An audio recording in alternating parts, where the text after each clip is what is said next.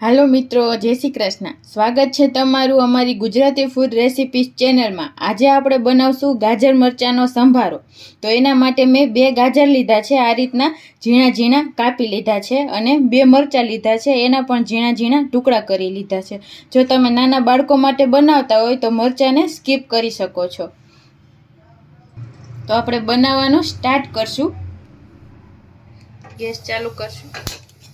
એક કઢાઈ લીધી છે.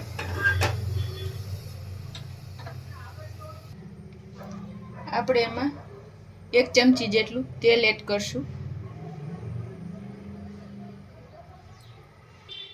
તો આપણું તેલ ગરમ થઈ ગયું છે. આપણે એમાં રાઈ નાખશું, અડધી ચમચી. રાઈને એકદમ સરસ ફૂટવા દેશું. પછી આપણે એમાં ગાજર એડ કરી દેશું.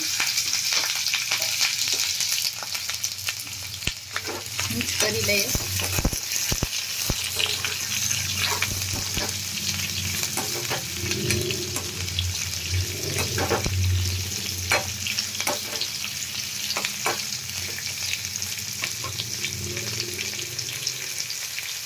હવે આપણે એમાં હળદર એડ કરશું, આપણે અડધી ચમચી. સ્વાદ પ્રમાણે આપણે મીઠું એડ કરશું.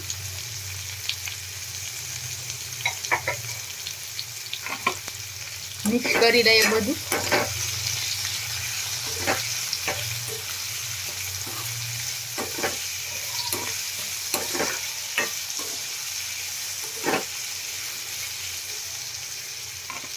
હવે આપણે ગેસની ફ્લેમ એકદમ સ્લો રાખી અને આપણે આને ઢાંકીને 2 થી 3 મિનિટ માટે પાકવા દેવાનું છે.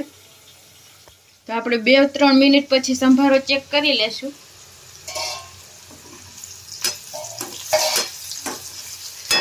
આપણે આવી રીતે કાપીને જોઈ લેવાનું કે આપણા ગાજર પાકી ગયા છે કે નહીં. તો સેજ એવા કાચા છે તો આપણે આને 2-3 મિનિટ હજી આમ જ હલાવતા જઈને પકાવી લેશું.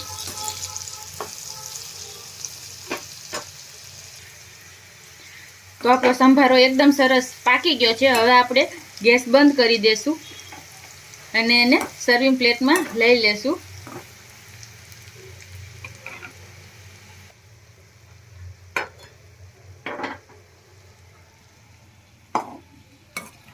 તો આપણે સંભારાને સર્વિંગ પ્લેટમાં લેશું.